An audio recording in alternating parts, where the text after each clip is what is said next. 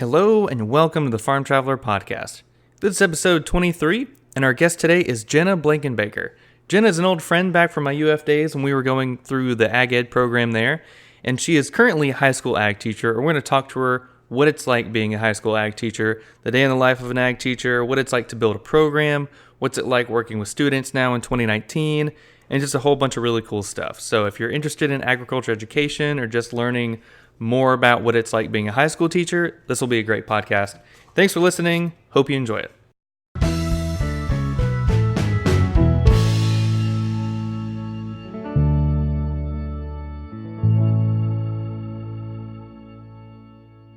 All right. Well, Jenna Blankenbaker, welcome to the Farm Traveler Podcast. How are you doing? I'm good. Thanks for having me, Trevor. So we go back, man, when did we graduate from UF? Like 7 years ago. 2014. God, we're old. So we both graduated in Ag Ed. So walk us through like your ag background. Like what kind of started your little passion for agriculture? Yeah, so I am originally from Brooksville, Florida. My parents are not in production agriculture at all. My dad's in construction, and my mom works in like social services and that sort of thing. And so whenever I was in third grade, I joined 4-H and started showing pigs and steers and, did that all through middle school, and then high school, joined FFA, obviously. I always knew I wanted to work with like animals, and, when you're young, you automatically think if you work with animals, you have to be a vet. So as I got older and learned more about different things and joined FFA in high school, I knew immediately I wanted to get more involved in agriculture. But my background really is not very extensive. Like I said, I joined FFA in high school. Before that was in 4-H, starting in elementary school, but I don't come from like a production background, so to say. And then after high school, I had some money saved up from my showing and decided to start my own very small cow-calf operation, and found like a lease. And, we put water and land and fence on it and bought some cows and that sort of thing. So I kind of started doing that on my own until I had to move to South Florida, and then I sold everything. So that was kind of a little bit about, just my background and what got me started, I guess, in agriculture. I like it. Well, then what made you get started in being an ag teacher? I know we were at UF for 2 years, and man, we learned a lot of really good classes. So what kind of got you interested in being an ag teacher? Pretty much, I always knew I was going to be a teacher. I'd say right from the rip, like I was that kid who would bring home extra workbooks over the summer and have like class for my younger sister and my neighbors on our back porch and that sort of thing. So I always knew I was going to be a teacher. And then immediately, as soon as I got into ag class in high school, it just kind of clicked. Like, okay, so that vet thing, that probably is not my calling. And this teaching thing is still something I want to do. So it just made sense to go to school to be an ag teacher. And I kind of decided that like 9th grade year, and didn't really ever change my mind. So, did my associates at the community college and then transferred to UF. And then that's where we did our ag education degree, and got hired as an ag teacher right after that. And I've been at the same school ever since. All right. Well, here is a question that I know is going to be super complicated to answer. Tell us about a day in the life of an ag teacher. I know like when they're trying to get people interested in being an ag teacher, they always say it's never the same day twice. So tell us, what's the typical day, or what are the typical days like of being an ag teacher? Yeah, that's a hard question to answer, which, you've taught ag for a couple years too. So my day is literally never the same day. I mean, there are some parts of it that I have to do every day, like have first period and have second period and that sort of thing. But beyond that, it's pretty much never the same. I try to come up with lesson plans and stay to a structure, but, things happen. And so we actually have pretty large facilities at my school, and I'm a one teacher program, so that also kind of makes it a little bit more interesting as far as getting things done. But the facilities at my school, we have a barn that we house market animals, both steers and pigs, and then I have some beef breeding animals and some cow-calf pairs and some chickens. So we have anywhere from 16 to 18 market pigs a year. I have anywhere from 6 to 9 steers on campus. I have 4 cow-calf pairs, and every once in a while we'll have some breeding animals. So I might, grow some of our heifers, our bulls, so the kids can show them and raise them, and then we'll sell them as yearlings. And then we have some chickens. So that's part of it. Then we have a garden, and I call it a garden, but it's not like I don't know. It's not really a garden, but it's not really farm. So it's somewhere in between. Last year we only did about 400 plants, but 2 years ago we did almost 4,000 plants. So we work with the USDA on that. We try to do as accurate as possible to like a production farm so that the kids have a glance into real world farming practices. We do vegetables that we grow for our cafeteria, which has been super cool, and I've learned a lot throughout that process. This year we're continuing to work with the USDA and our district's cafeterias to be able to grow them some produce as well. So, with that comes issues as well. We have bedded down rows, so we have irrigation timers and all that sort of thing. So to answer your question, that really didn't answer it. A day in the life of an ag teacher. So wake up early, of course. Try to get to school on time, which is not easy. But our school, we have to be there by 6:40. I try to make my morning be kind of like my morning, where I can use it to plan, because after school is like go, go, go. But with that many animals on campus, they all come with kids. So typically I have at least one kid in there a morning with, questions, or a pig is not breathing right, or a steer is not eating well. And so, you're playing vet early on in the morning. Go through your classes. You can attempt to stay on your lesson plans, but things have happened where irrigation breaks and we have to go fix irrigation, or a cow is sick, or one of our cows is giving birth. And so we go outside and the kids get to watch the calving process, and all those are learning opportunities, so you don't take that away from a kid just because you have a lesson plan. Like, you just leave the lesson plan and move on to what's next. So those kind of days are awesome. I love them. And then after school we do CDE practices, so our career development events. We do a couple different teams at my school. We do livestock judging, vegetable, ornamental horticulture, meat judging, poultry judging. So throughout the year, depends on which time of year we are.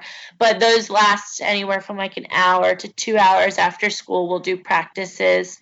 Then I usually try to go through the barn again and make sure everything's getting done. Because like I said, with all those animals, they all come with a student. And so that many kids out there, you kind of have to make sure that there's some sort of order and conduct. And at some point during the day, I try to sit down and make plans for the rest of the week. Sometimes that works out, sometimes it doesn't.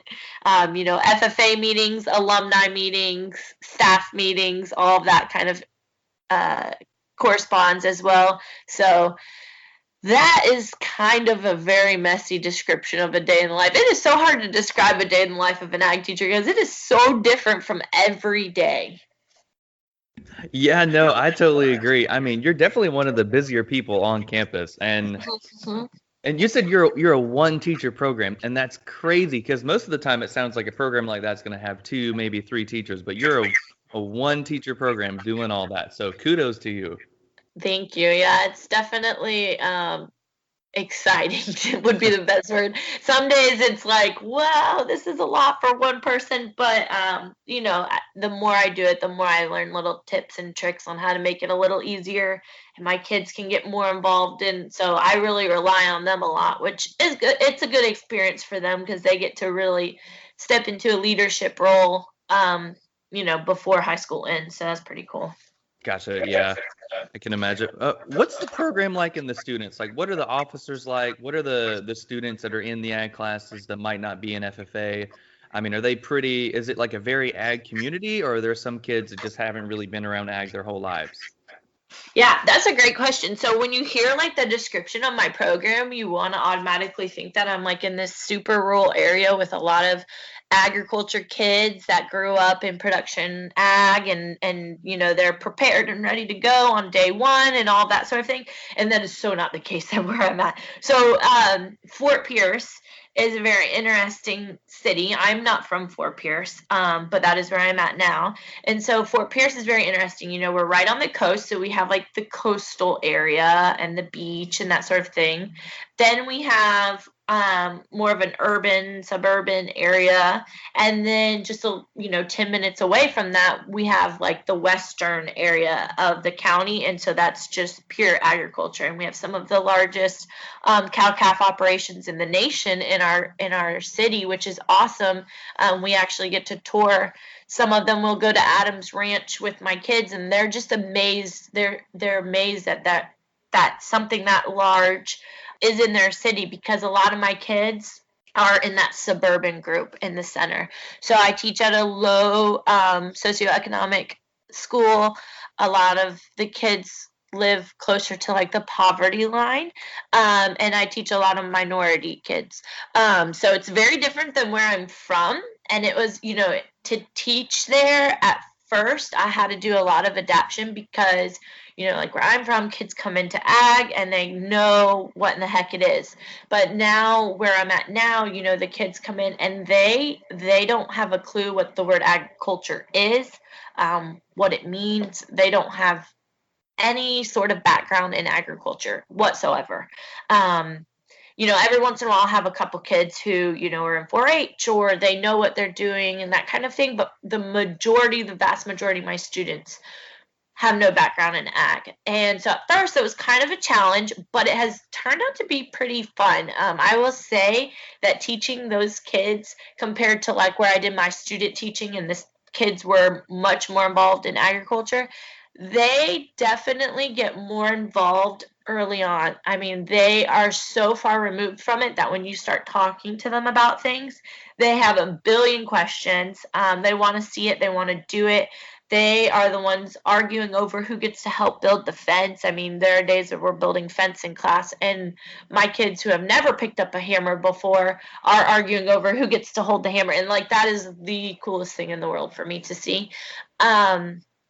Obviously, though, that kind of culture can bring other issues. I don't always have a ton of parent involvement with my students, although throughout the years I have built a really strong booster club, so it is getting better. I think as I stay there and as I learn how to kind of incorporate parents and and that sort of thing. But like I said, so my kids are super far removed from agriculture. It's pretty neat to see them be able to get involved and learn about it. And I love when they come back to school and they tell me they were at the supermarket with their parents and they never looked so closely at the meat cooler or something like that. They'll tell me things like that, and it's pretty exciting. A lot of these kids I don't believe will ever go on to be necessarily in production agriculture or maybe even in the agriculture field at all. And I tell them that, if you do, that's awesome. I'd love it. But if you don't, let's work on making you an informed consumer. Like, we have so many consumers nowadays who have no idea where their food comes from, how it's grown. So these kids may never be the ones growing it, but they are definitely going to be buying it. And I'd love to, play a small part in helping them become a little bit more aware of what they're buying. And then as far as my officers go, I have a pretty big officer team this year. So I have 10 kids who are on my officer team. I have an array of students. So my officers tend to be the more, typical ag kids, I guess you could say. But that's not always so true. So I have a very diverse officer team, which is awesome. It brings a lot of diversity to the group. They come up with not your typical ideas because they're not, they haven't been in it forever. And, they bring new ideas. Even to me, I'm like, wow, that's an awesome idea. So a few years ago, we did something where one of my officers who is Hispanic wanted to do like agriculture in every country. And so we split it up between the classes, and each class picked a country and they researched agriculture in that country and food that's grown in that country. And then we did like a dish. So from that country with the food that is grown in that country. So it's pretty neat. And since I teach such a diverse population, a lot of their parents got involved because they like to cook traditional food. And I mean, I really teach a diverse population, so we had a lot of different countries covered. It was super cool. But it's different. It's not your typical ag kids, but I really, really enjoy working with them. That's really cool. I'm glad to hear that. I'm glad you're at least like kind of sparking the interest of those kids that weren't really interested in ag, and now they're like, oh, hey, I want to do agriculture, or I know what stuff going on in the meat or at the meat cooler at the supermarkets. That's really cool. You're kind of sparking their interest. I like that. Yeah. Do you still? I experienced this for the 2 years that I taught. Are you experiencing it where guidance counselors would just kind of dump kids into ag classes, not knowing, just thinking that it's an easy class? Do you still kind of experience that? Yeah, so I've had a lot of conversations with my guidance counselors at my school. In my first year, 2 years, I had a lot of that. And they would dump. So foundations, the first level ag class is also science credit. And so like seniors who haven't passed enough science credits and need a science class and they assume it's an easy science credit, they would just dump those kids in there, which, typically, not always, but typically that came with a lot more behavioral issues and that sort of thing. So after those 2 years, I kind of had a really firm conversation with my guidance and my administration, and I was like, listen, we're not doing anybody any justice by doing this. We have to figure out a new solution. So my school counselors and guidance team really works well with me now on making sure that my kids are following the right courses and that sort of thing. It is difficult, I would say, recruiting in the area that I'm in, because when you just look at a course schedule, it says ag foundations or agriscience foundations or whatever it says. And like I said, my kids are so removed from it, they don't know what that means. So a lot of kids don't pick it right off the rip. So that's one of the things I'm battling right now, is how to do a better job of recruiting to the kids who don't know what ag is. Once they get in class, they typically love it. But, I have to get them to the class first. So the program has grown tremendously in the last 6 years. But we want to get to a 2-teacher program, so we just need some more steady growth. So that's one of the things I'm battling right now, is trying to figure out how to recruit to kids who are removed and get the word out about. And we've done some things with guidance, like even last year, our ninth grade freshman seminar classes, they got to tour all of the different electives so that when they pick as 10th graders, they know what the different options are. So I think that helped a lot, and some different things like that. So we're figuring it out, but I am lucky they work with me really well now, and we kind of have like a system on that. But I know at a lot of other schools they still struggle with, almost like a dumping ground. And I would assume other electives could probably say the same, but because we're also a science credit, that makes it like a higher end dumping ground, I guess you could say. So yes and no, I guess. Gotcha. Well, I'm glad you're turning that around. That's really good to hear. I'm glad you're not going to have that problem. So what's community support been like? I mean, I know you've got to build a booster club for the FFA program, the ag program, kind of recruit students and tell their parents about the program. What's it been like to build community support for the program? Yeah, so I'm the only ag program in my county, and it's been here for a long time, but it's had a lot of turmoil in the time that it's been around. They've had some really good times, and this is all history that I've heard from the community because I'm not from here. They've had some really good times and they've had some really bad times. And so when I got hired, I came in behind like a streak of teachers that would be there a year, a half a year, maybe 2 years, a couple years. And so there was no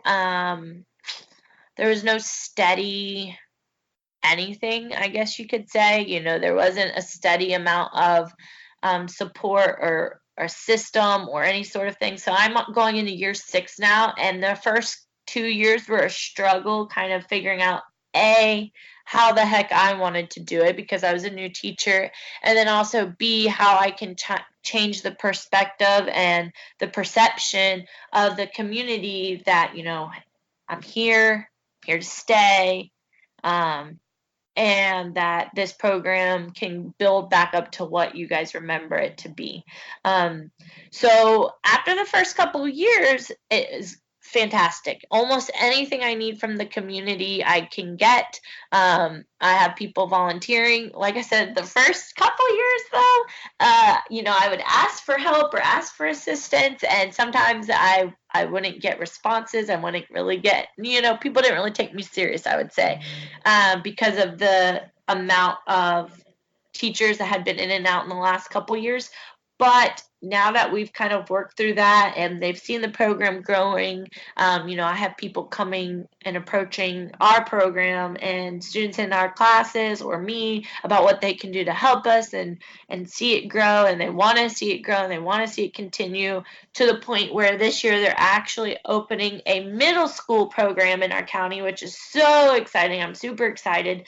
It will feed into us, not directly, but about 30% of the students naturally come to us, but I'm hoping that by having middle school program, that amount will go up as well. So that's going to help a lot. Hopefully build our recruitment numbers, and that kind of thing. But the community was like ecstatic about a middle school program, which just made me so happy. So we're getting there. The community is definitely behind us.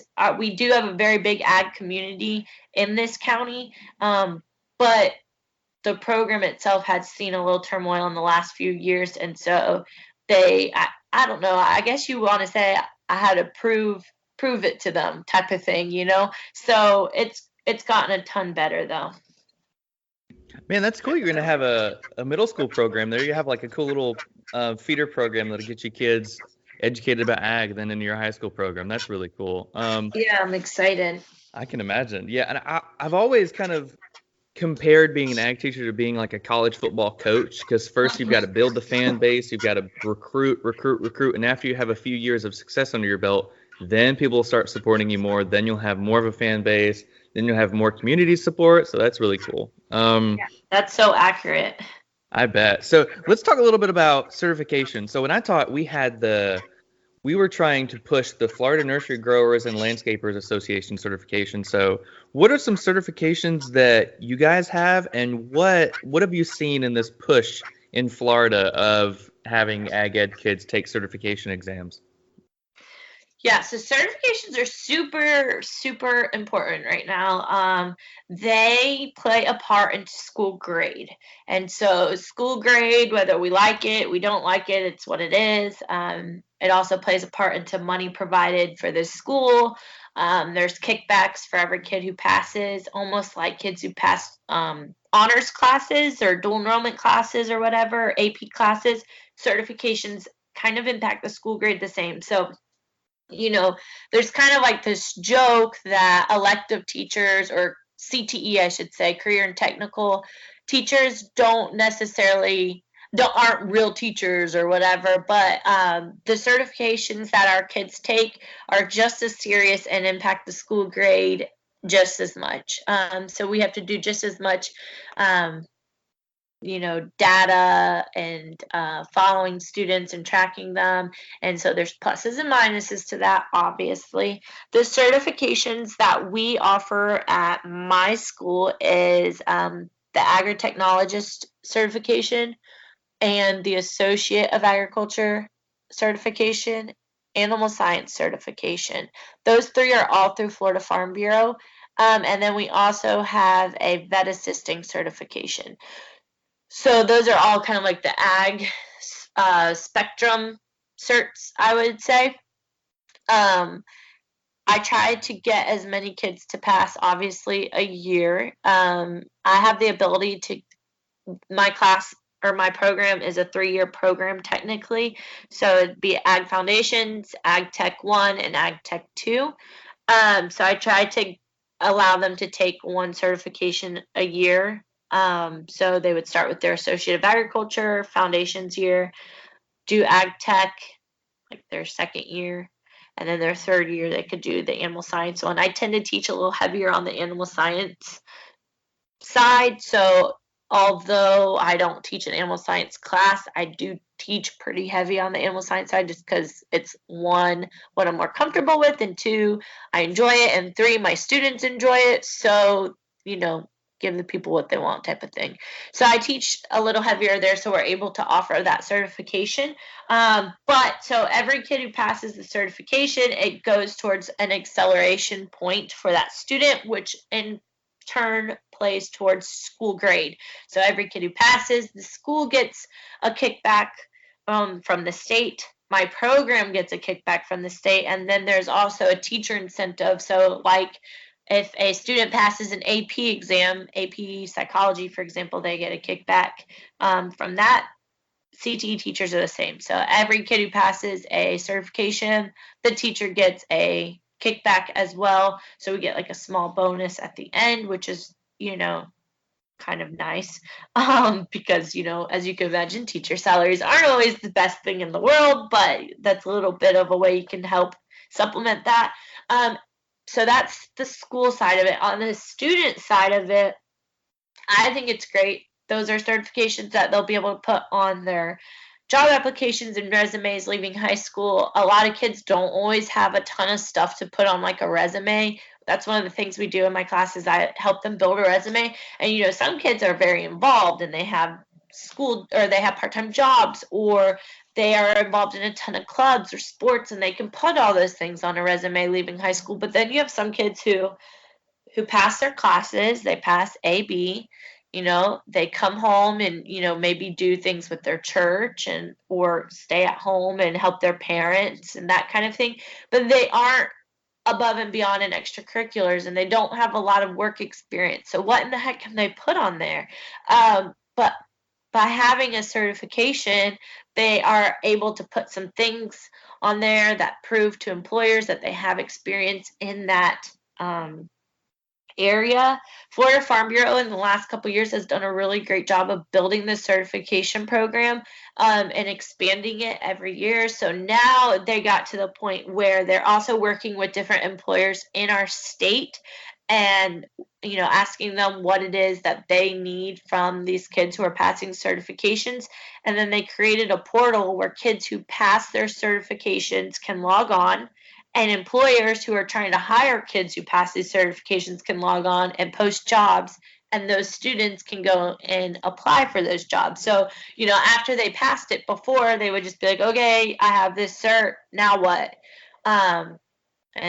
And you just tell me, oh, great, cool, let's try and find you a job. But now we have like a next step, like, okay, you passed the certification, now look, here's a portal where you can log on and peruse through jobs that fit what you are certified to do. So that's really, really, really cool that Florida Farm Bureau is doing that. I think it's awesome. I was at a training this summer in Texas with other teachers from around the country, and a lot of them were pretty impressed by that model of certifications and kind of like the full circle model of allowing kids to learn the material, get certified in the material, and then help them use that certification afterwards, not just give them a piece of paper and check that box off for the school. So I think as time goes on and the program progresses, it will only get better and better for our state. So that's really good. CTE has been a big push in our state. I've noticed in the last couple of years.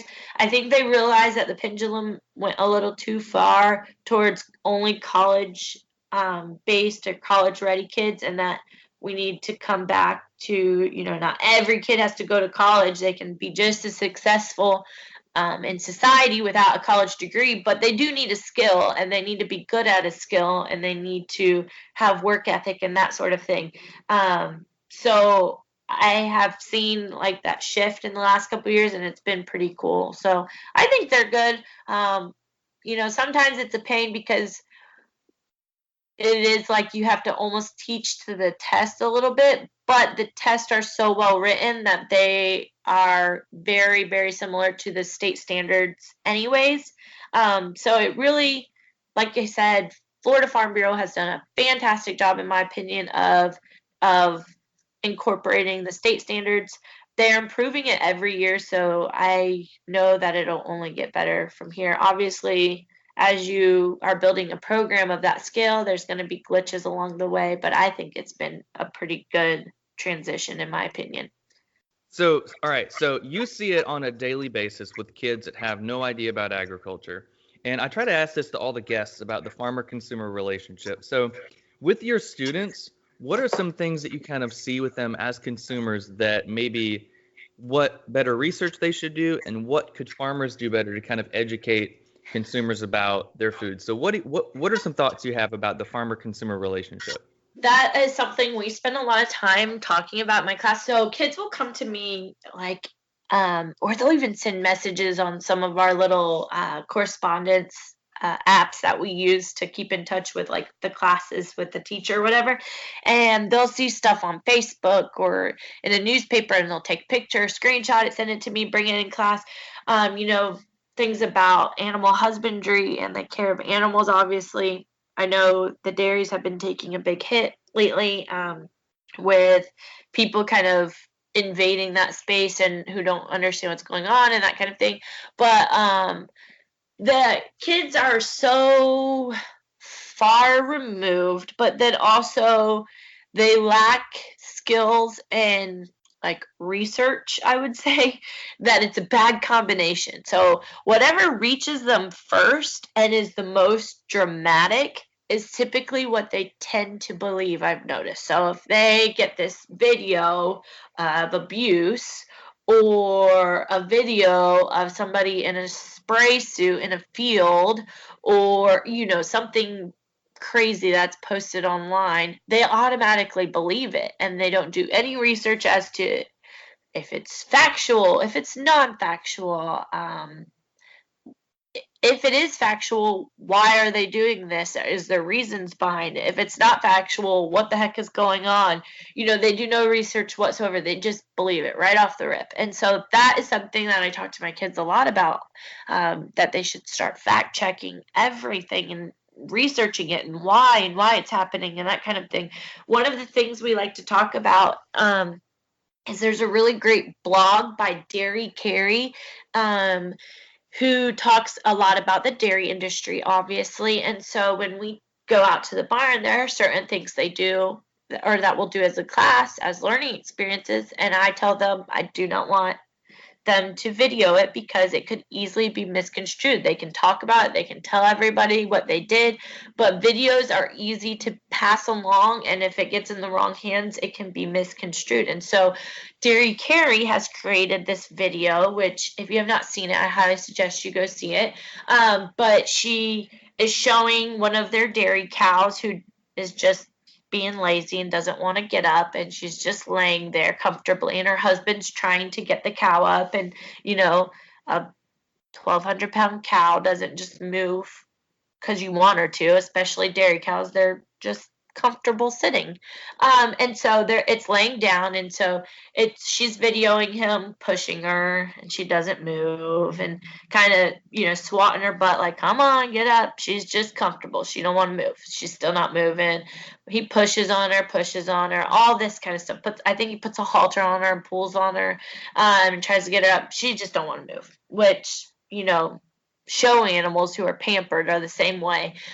So anyways, they show this clip, and then she goes, watch how easily I can make this simple clip of my husband trying to get this lazy cow up, into an animal abuse video. And she dims the light on the video, and she puts some like scratchy filter on it where it comes in and out just like all typical animal abuse videos. And she puts that soft, sad music that they play, like in the arms of, so they put that on, where you can't see it so well. And then there's typing at the bottom explaining what's going on, but explaining not what's factually going on. And all of a sudden, this simple video where they're just trying to get this happy, lazy, fat cow up turns into an animal abuse video. And it's the same video, they just changed a couple things. And I show that to my kids and they're like, oh my goodness, like it clicks in their head for them. So like that's one of my favorite things for them. So my goal with that is to teach them that they need to learn to think for themselves and not just believe it because it's in front of them. Social media is great, but social media is also harmful. In contrast to that, I would say that as agriculturalists, we need to figure out a better way to hit home to probably, I would say, the younger generation.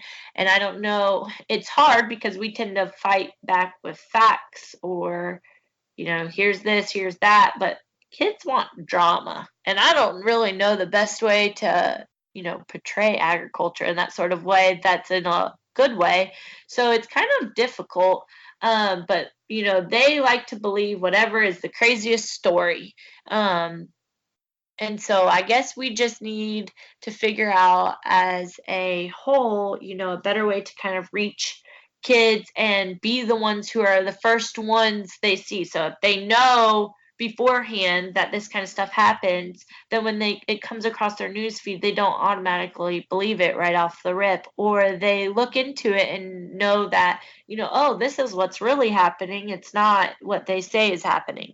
So I guess we just need to do more awareness activities, getting more ag in schools, I think is super important because as you can see in my school, I don't have ag kids. And so teaching them, the different production practices and kind of things, when something comes across their news feed, I pray and cross my fingers that they will know if it's factual or not factual, or at least do the, justice of asking or researching and that kind of thing. So we just need to keep hammering down and figuring out ways to get in contact with more of the public. I will say sometimes it is difficult because a lot of the public doesn't want to hear the truth.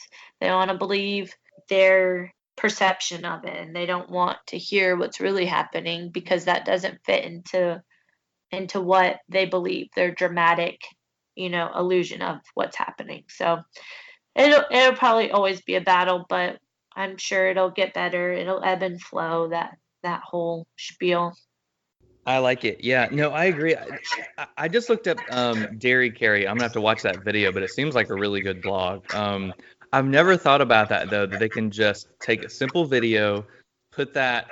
I forget the name of that song, but it's like in the arms, Yes. like a super sad song, and then just Yeah. dim the lighting where you can't see anything. And man, that's crazy. I like that. They're all really, really good points. And you're right. Consumers want to hear what they want to hear, and kids like dramatic stuff. So the more dramatic, the more it's going to get their attention. Oh yeah. Yep. Well, that's cool. Well, Jenna, this has been a really cool conversation, learning about high school ag ed and everything that has to do about ag ed and FFA and kind of your job. I know it's an exhausting job. It's a crazy job, but I mean, when you see that light go off in the kid's face when he's learning about agriculture or anything, that makes it all worth it. So kudos to you, and good job for staying in it for a couple of years. I only lasted 2 years, so kudos for you for lasting a good long time. Thank you. All right. Thanks for being on. We'll have to have you on in the future one day, and we wish you the best of luck, Jenna. Absolutely. Thank you, Trevor.